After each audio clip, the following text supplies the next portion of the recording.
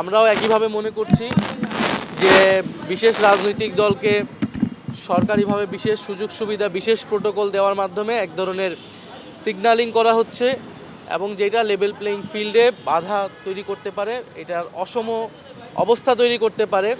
কারণ প্রশাসনের বিভিন্ন স্তরে কিন্তু এইটা এক ধরনের মেসেজ যায় যে সরকার কার পক্ষে আছে, বা মিডিয়াতেও আমরা মনে করতেছি মিডিয়ার একদিকে ঝুঁকে যাওয়ার প্রবণতা আমরা দেখতে পাচ্ছি, বা এনসিপিকে নিয়ে মেইন স্ট্রিম মিডিয়াতে নানা ধরনের নেতিবাচক যে নিউজ বা ফলস নিউজ বিশেষত কয়েকটি মিডিয়াতে এটা টার্গেটভাবে করা হচ্ছে।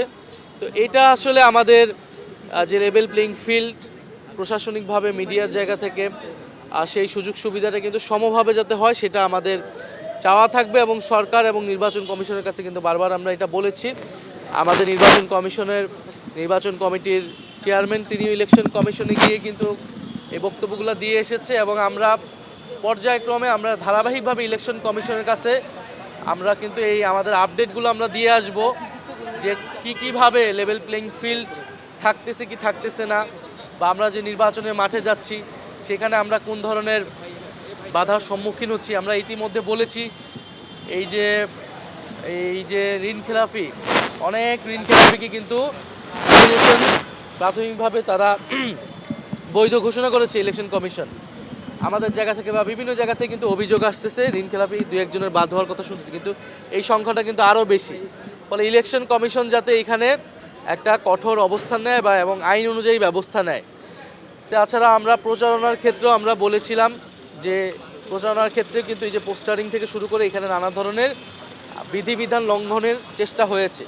এই বিষয়ে যাতে ইলেকশন কমিশন আইন অনুযায়ীভাবে ব্যবস্থা নেয়, এই আপডেটগুলো আমরা ক্রমাগতভাবে ইলেকশন কমিশনে দিব, এবং আমরা দেখব যে ইলেকশন কমিশন আসলে কতটা ব্যবস্থা নিতে পারতেছে। প্রথমত আমরা ইউরোপীয় ইউনিয়নকে ধন্যবাদ জানিয়েছি যে তারা একটা অনেক বড় একটা পর্যবেক্ষক টিম পাঠাচ্ছে এই ইলেকশনকে অবজার্ভ করার জন্য, এবং তারা খুবই আন্তরিক যাতে এই নির্বাচনটা একটি সুষ্ঠু নিরপেক্ষ ইলেকশন হয়, যেখানে এবং একটা প্রতিযোগিতামূলক নির্বাচন হয়।